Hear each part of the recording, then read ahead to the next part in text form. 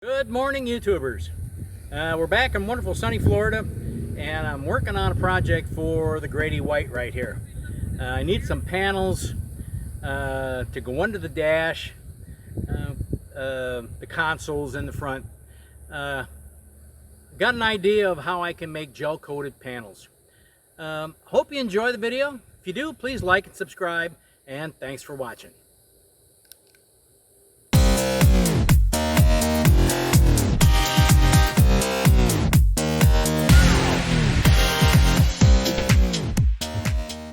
Welcome, YouTubers.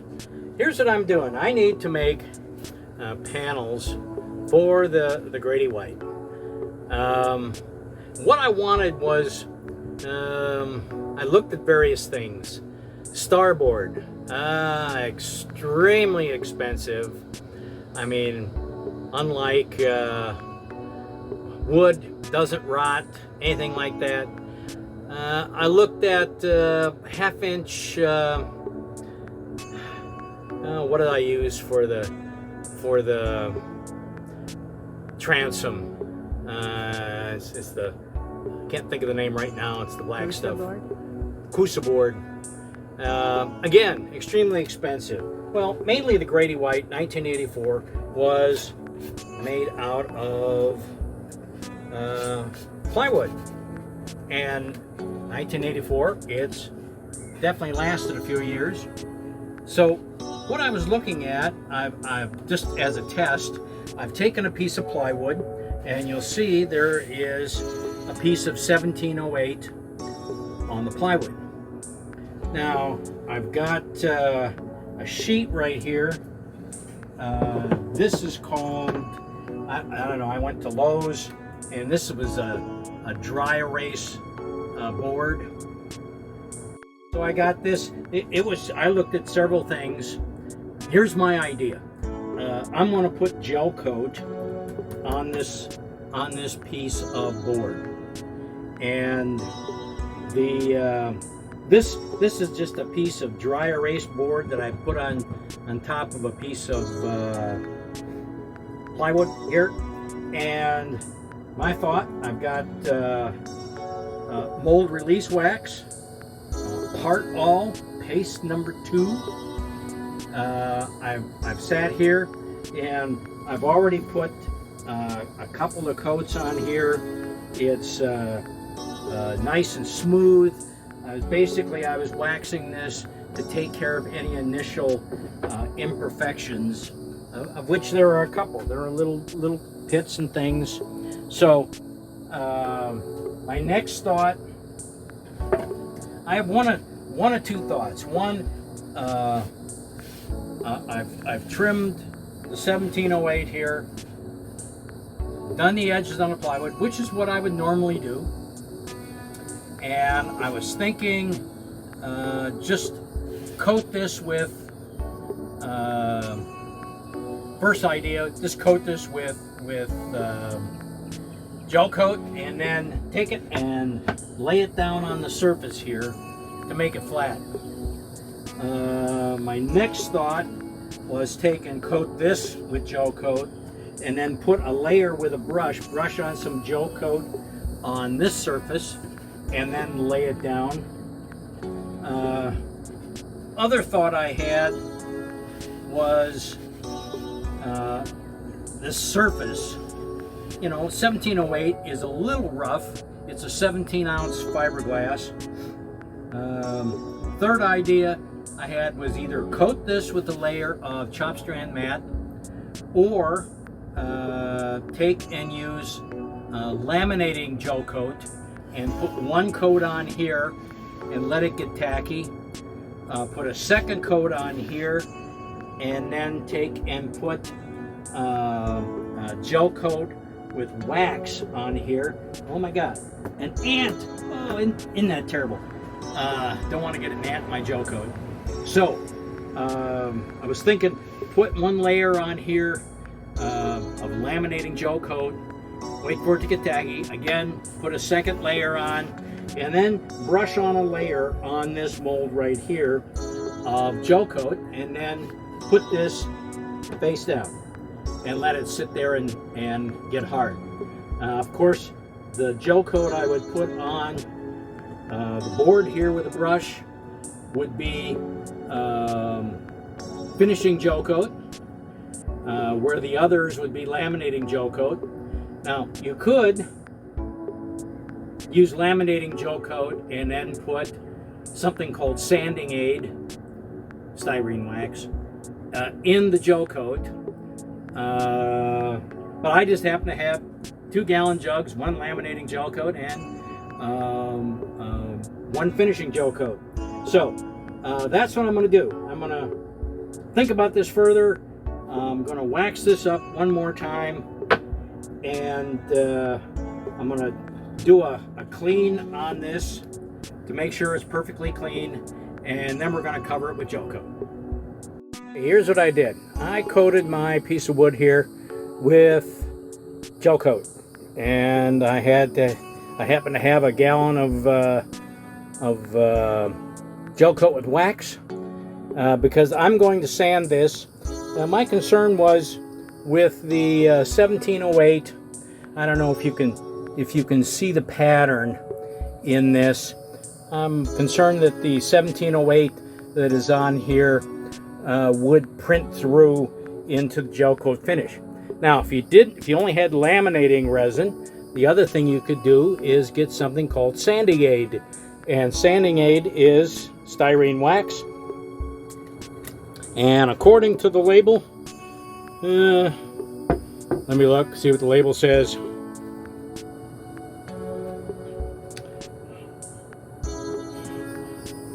Right there, 1 fluid ounce per gel coat quart.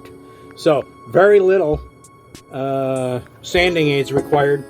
And so normally if I were to take and sand this and it was laminating resin, you go through a lot of sandpaper discs because it clogs up. This way it's gonna get hard, and I can sand it smooth and see what happens. Okay, first step, all done. Well, here's a progress report on my panel. I've given this a light sand, but if you look closely, you'll find there's print through from the 1708 on the panel. Like I say, right there you can see where there was a hump, and I've just knocked off kind of the high points that using the brush left behind. What I'm going to do now, I'm going to get the white panel. I'm going to wax it one more time, and then I'm going to put 2 coats of gel coat. I'm going to clean this with acetone, and then I'm going to put on another layer of gel coat. Here's what I did. After I got through sanding it, I put a brush coat of gel coat on, and then I put it on the smooth panel with the wax on it, and I flipped it upside down. Now, as I look at this, if you look at this corner, you find out it's not perfectly flat. So my suspicion is I'm not going to get a perfectly smooth coating. Now, keep in mind, I've got a painted boat, so I intend on painting this panel with all grip. So we'll see what happens. Get back to you after this cures. Here's the result. Gel coat stuck. However, the interesting thing, this dry erase board that I used, it seems so smooth. In several places, here, here, here, here, even though I waxed it, it pulled the surface right off. Next step is I'm going to let this cure further, and then I'm going to sand it down. Now, keep in mind, the other thing here, this was gel coat with wax, it did not adhere to the board. There was no bonding when I flipped it over, even though they were both fresh. So maybe I should have used laminating Gelcoat. That's my findings so far. Here's the result. Gelcoat stuck. However, the interesting thing, this dry erase board that I used, it seems so smooth. In several places, here, here, even though I waxed it, it pulled the surface right off. Next step is I'm going to let this cure further, and then I'm going to sand it down. Now keep in mind the other thing here, this was Gelcoat with wax. It did not adhere to the board. There was no bonding when I flipped it over, even though they were both fresh.